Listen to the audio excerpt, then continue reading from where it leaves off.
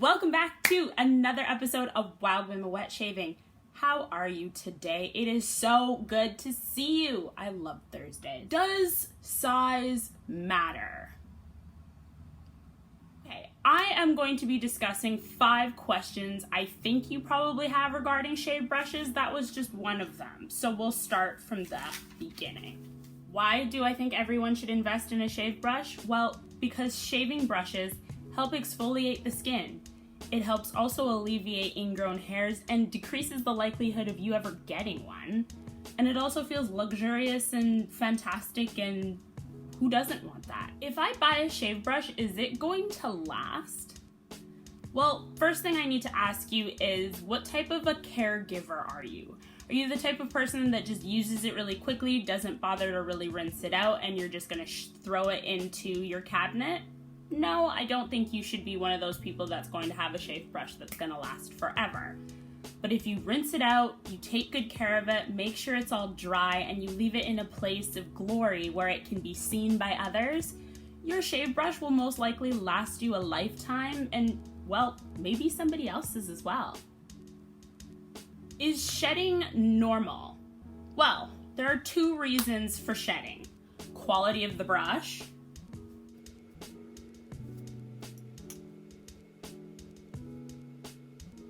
Your first few times using your shaving brush, it's going to shed. It will drop a few hairs. Those are the ones that didn't quite get onto the glue and get into the handle in your shave brush, but that's okay. Losing a hair every couple of shaves is normal, especially when you have a brush that's even 3, 4, 15, 25 years old. It's okay to let a hair go from time to time. If the hairs in your shave brush are falling out in clumps, that's a whole different story. That's something you need to talk to the manufacturers about, especially if your shaving brush is new and quite young. If you have something that's like 25 years old and the hairs are coming out in clumps, that's when you need to double check and make sure that you're leaving it in a dry place and that you're making sure that all the hairs are nicely splayed out before you put it either on a stand or leave it out to dry. Bulb versus fan. And for those of you who are really in the wet shave know, you'll totally understand what I mean by this. But if you're a new wet shaver, essentially when you're doing the read-ups, like the Simpsons tulip, that would be considered a bulb. And that essentially doesn't have very much surface area. It's totally fine if you're doing like your neck and just your chin and just doing some minor detailing. It won't make that much of a difference.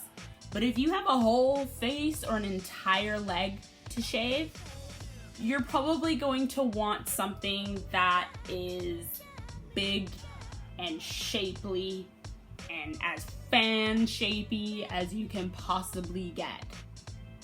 Fan versus bulb. Does size matter? Well, specifically talking about shaving brushes, again, very much like the fan versus bulb, depending on the size and as much surface area as you want to take up. If you just feel like having a very massive shave brush slathering on your skin, that's totally fine. It's luxurious, it's big, it's full, and it's lovely. That's what I like. But if you want something that's small and you're just doing detailing, or you really want to get into the texture of the soap or cream, then go ahead and go for a small little shave brush. That's totally fine. It doesn't make any difference to the shave cream. So those are 5 questions you either need to talk to yourself about before buying a shaving brush, or just 5 questions you didn't even know you had.